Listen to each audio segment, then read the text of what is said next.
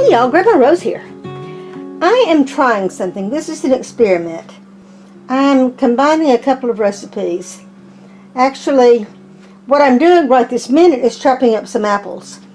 Because I'm going to make some apple turnovers, I guess you would call them. I don't know what you call them. Hand pies. I have, see right here, reach across. Right here I have half a recipe of pie crust that I've had in my refrigerator. Granny Smith apples that I have already peeled and cored, saving these for the chickens. And now I am chopping these up. The recipe calls for pre-cooking the apples. Usually apple pie, you don't pre-cook the apples because it's going to cook for 45 minutes to an hour or whatever. But because these are small, they're not going to cook long enough to cook the apples, so you pre-cook them. So that's what I'm doing at this point. I am just, my hand's in the way, I see, cutting the apple. These are quarter apples. I'm cutting it in half that way and then slicing them this way. Can you see that? And like French fries. And then turning it around and cubing. That's all I'm doing. So I'm continue doing this. You'll see what I'm doing. I hope you can see what I'm doing. Let me see. Is the knife there? Yeah, I think you probably could see what I was doing. So there again. How can I do this where you can see it? That way, lengthwise, slices, and crisscross to make cubes. Like you would do if you were doing hash brown potatoes, perhaps.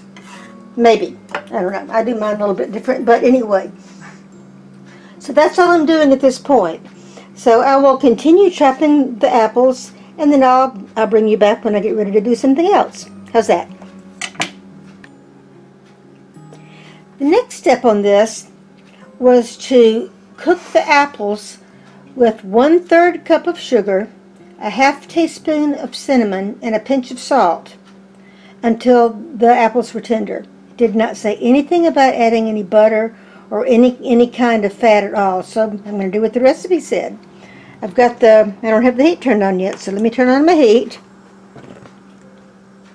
Now I've got it on high. I'm going to leave it on high for just a minute to warm up my skillet. And then I'll turn it down to low. I've got my apples right here. I have a 1/3 cup of sugar right here. And I've got my cinnamon, and I need to go get my measuring spoons. So while I go get my measuring spoons, that skillet will be heating up. There's my half teaspoon. So we just stick that down in there for right now. Just right down in there. So I'll remember to get just the right amount. Now that is probably heated up enough, I'm going to put the apples in here. What should happen, I suppose, even without any fat in here, the apples should start releasing their juices.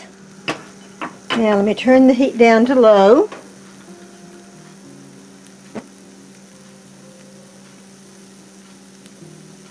Add sugar. Add cinnamon.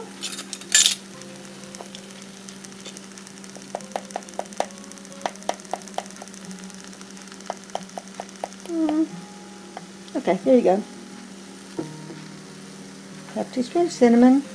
I was also called for 2 Granny Smith apples, peeled and diced. I actually used 3 because my apples were smaller.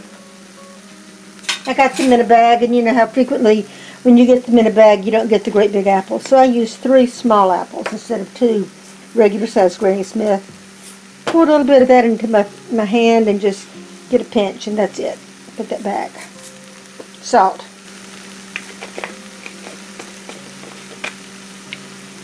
Can you hear it starting to simmer a little bit? It's making noises.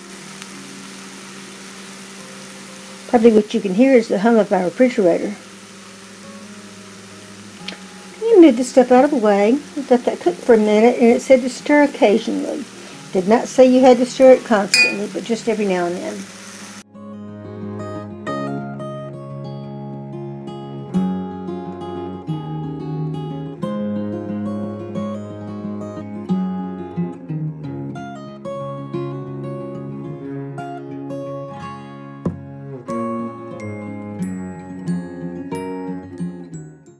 And we're having a book club meeting this coming Tuesday with the author present. And I had agreed to do some kind of apple dessert. I didn't know what kind of dessert I was going to do. And when I saw this recipe, I thought, well, that sounds like it would be good and easy. They wanted something that would be finger food. So didn't want to do an apple pie, didn't want to do an apple cobbler. I thought about doing just some kind of a coffee cake that had apple in it. Something, but then when I saw this recipe for like the apple turnovers, little apple pies, that sounded perfect. That's perfect finger food. So this is what I'm doing and why I'm doing it. We'll see if they turn out good. How can they not turn out good? So the idea here is just to stir up the apples. Can you see how there's already liquid down in the bottom of the skillet? Let me move these out of the way and see if you can tell. Now, can you see there? See the liquid down in the bottom? That's just been released from the apples. So you're just going to continue cooking this until the apples are done. And that's it. I'm just going to leave this here for a minute and come back to it every now and then and stir it. Now can you see right in here there's a 6-inch circle. This one is 8 inches, 10 inches, 12 inches, 14 inches, and 16 inches way over here. I don't even need a 6-inch. What I need is a 4-inch, 4.5 inches. I don't have a cutter that size. This is the largest cutter that I have. This is the same size as a canning jar lid. But you know what? This is a regular mouth canning jar lid. Let me go get a wide mouth lid and see if that might be better. So there's that. When I say lid, I mean ring. Here is a wide mouth canning jar ring. And you know what? I think that's going to be the right size. What I did, just in case I couldn't find something, is I took a tuna can, and can you see where I cut slits in it? I just took a knife and my mallet, and I cut slits in the bottom of the can so it wouldn't have, it would have an air release. And this might work, but look, they're the same size approximately. So I'm going to use this. That'll be perfect. And in the meantime, I need to stir the apples, so I'll be right back. Now what I do with this, my pastry cloth, I do not ever wash it. Well, at least I haven't washed it so far. It hasn't needed washing. I leave the flour on it, because the flour helps keep things from sticking to it. So I'm going to put a little bit more flour on it, just sprinkle it with flour. I have my rolling pin. This is my mother's rolling pin, y'all. This thing's old. I don't know when she got this, in the 40s probably. She was married in the 40s, so chances are she got that in the 1940s. Now here is my pastry, my pie crust. Probably should be cooler than it is right now because I've left it out. But I'm just going to put it there in the middle, plop it down. I have this over half of my sink to give me a little bit more room to work. Now you hear it making noises, but that should be okay. So I'm supposed to roll it out to about 1/8 of an inch. And there's a speck of something. Let me get that. Looks like pepper. Don't know what it could have been. This was put into the refrigerator immediately after I made it, but you never know. So we're going to see, this is way too thick. I need to roll it up very, very thinly. I'm basically just going to test this and see if it works. I'm obviously not going to have enough dough here to do the whole recipe. Not enough pie crust dough. But when I roll it out, roll in all directions, backwards and forwards and up and down, to keep it as round as we can.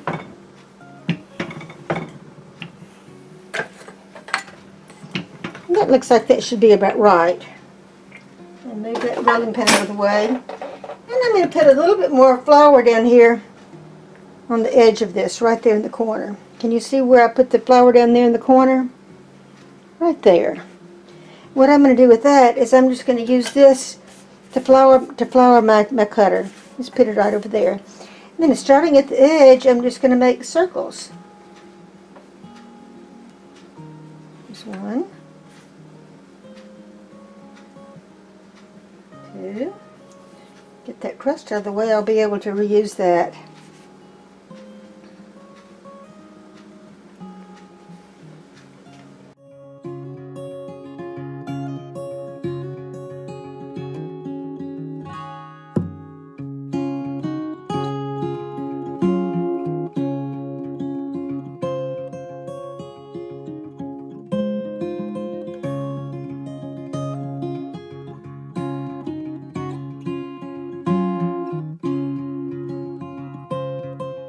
What I did, it said to refrigerate it for a half hour, and that's what I've done.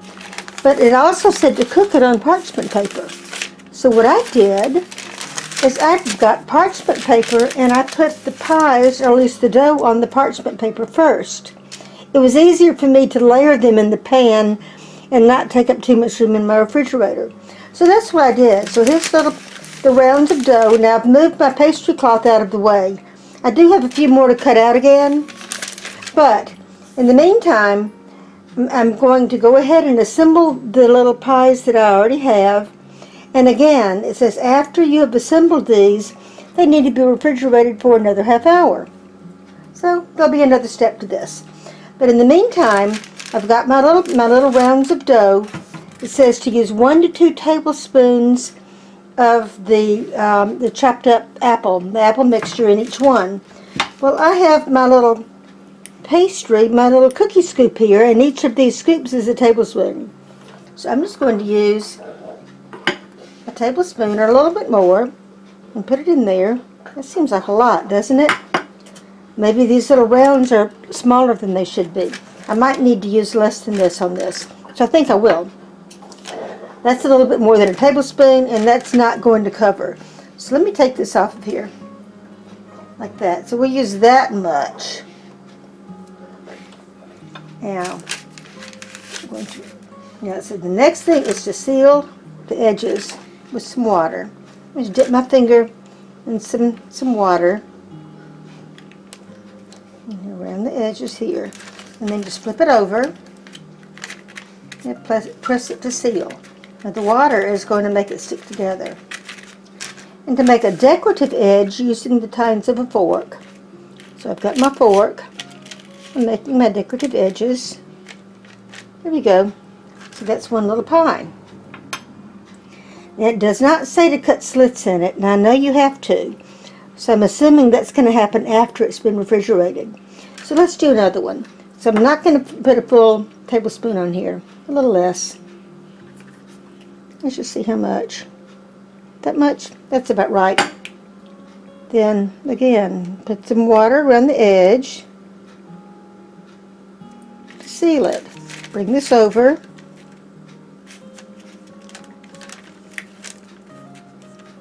And press them to seal. And then crimp it with the fork.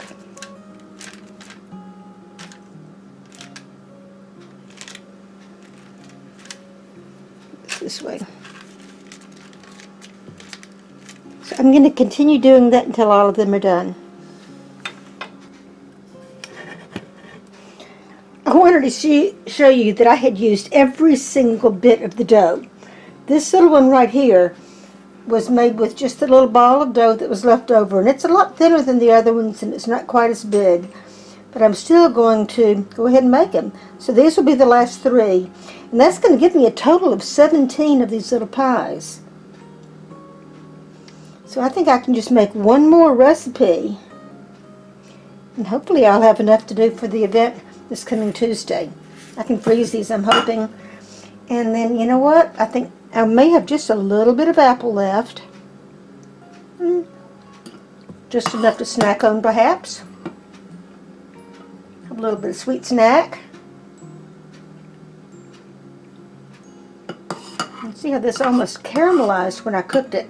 When all of the liquid cooked out of these apples in the pan, what's left over of the sugar is just almost caramelized. just going to not put quite as much on that one. Well, I guess it will be. Fold it over.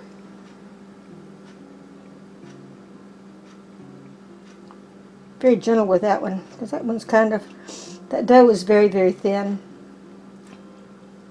So these should be okay. These are about the same as I did before. But that last one I had to roll thinner to make it big enough. So here we go. I'm just going to see what I did. I left out my pastry cloth and just put this little cutting board on top of it. That worked.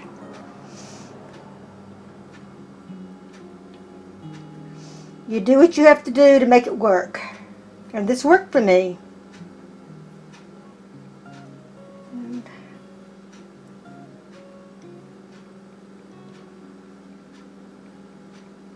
And I will put those in the oven. No, I'll put these in the refrigerator with the rest of them.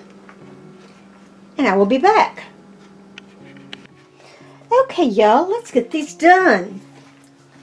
Now, while these little pies were in the refrigerator chilling, what I did was I took 1 egg yolk and I mixed it, and here, show it over here.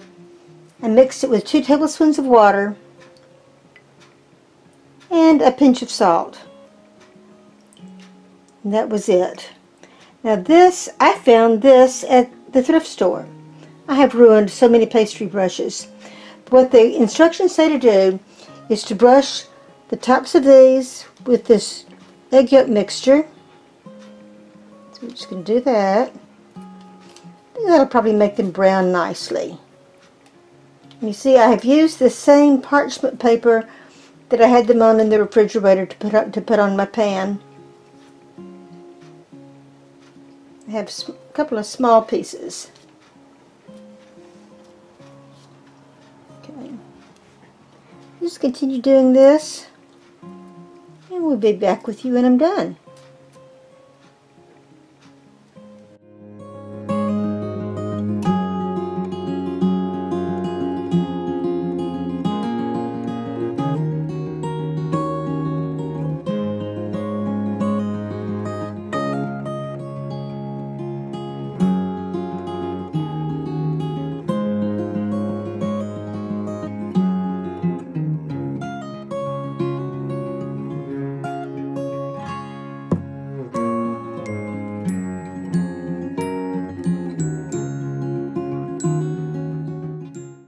Okay, I am done with that. Now the next thing to do is to cut a few slits in the top. Well, the picture shows 3 slits, so that's what I'm going to do.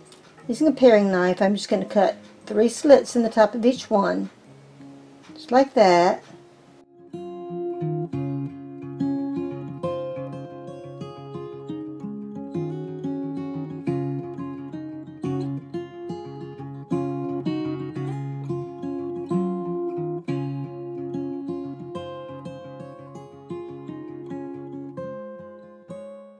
Okay, I'm going to put these in the oven.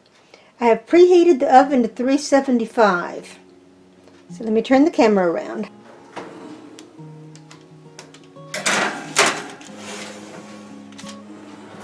So the oven is set to 375, and the recipe said to cook it for 20 to 40 minutes depending on how thickly the dough is rolled. So there is some variation in the cooking time based on that, but that's just one of those things. You'll check it at 20 minutes, and if it's not done, then you keep checking until it is. So we will be back with you when this is done. Let me set my timer. Y'all, I forgot to do something. Let me get these out of the oven.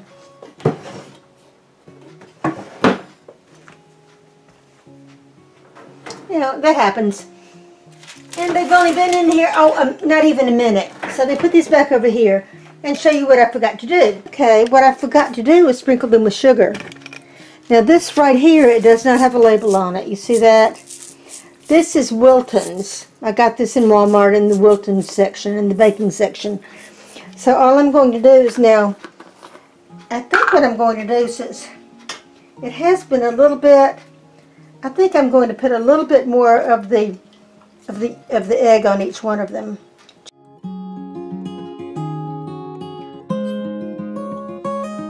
Now, take some of this and just sprinkle. This is coarse granulated sugar. That's why I got it in the Wilton section. Don't have this in the grocery, at least not in my grocery.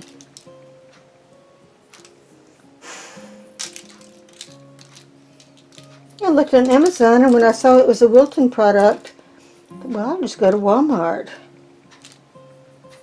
So the next time I was in Walmart, I checked, and they indeed had it. Did not make a special trip for it. Those of you who live in an area where there is a Walmart in your own community, good for you. But for me, I have to drive a minimum of 30 minutes to get to a Walmart. And so I don't go every week. A lot of my friends actually shop at Walmart every week, or they drive to the next town and shop at Kroger. I'm just too frugal to do that. It's not that I wouldn't save money doing that on my groceries, because groceries at Walmart are less expensive than what I'm paying at my local store. However, two things. I don't have very good self-control when it comes to things like that. And if I see the shinies, if I see something that looks really good and it's not on my list, there's a good chance that I'm going to get it. And so I'm going to end up spending more money on things that I didn't know I needed. And then you add in the cost of my gasoline and the wear and tear in my car, driving 30 minutes, and I don't think I'm saving anything and probably spending more. So I'll spend a little bit more on the items that I'm getting here locally, but I'm not splurging on things that I don't need, and I'm not driving an extra 30 miles two ways. Okay, y'all, my timer just went off. Let's see what this looks like. It's been 20 minutes. Let's see if I can open this without hitting the tripod. Yeah, whoops, a little bit. Now let's pull this out of the oven and see what they're looking like. What are they looking like? What do you think? Pull out. Okay, let's look. What do you think? I think they could cook just a little bit more. So I'm going to put them back in for 5 more minutes. Let's see what happens. 5 more minutes on the timer.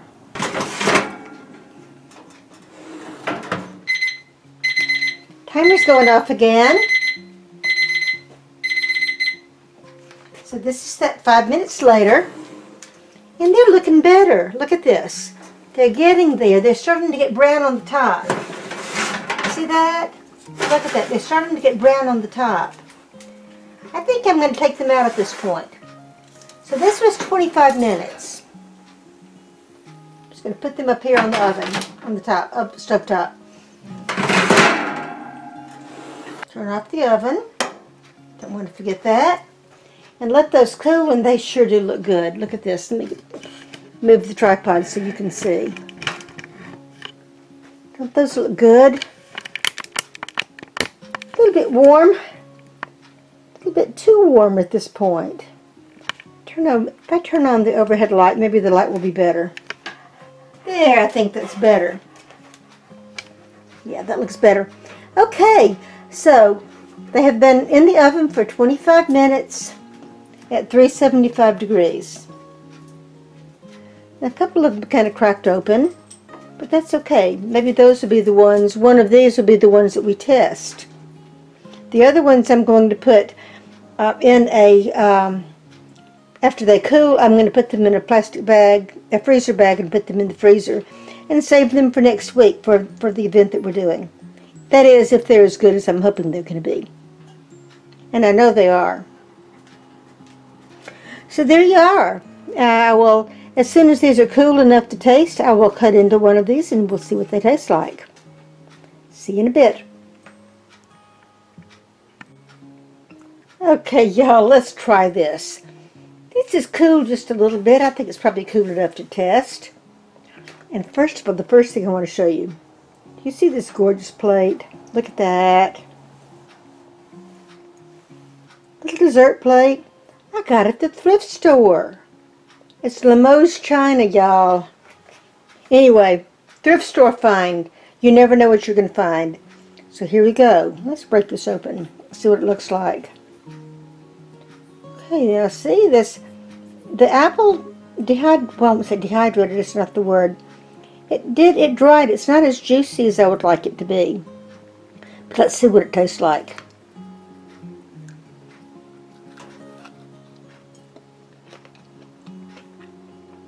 Okay, I don't care if it's not juicy.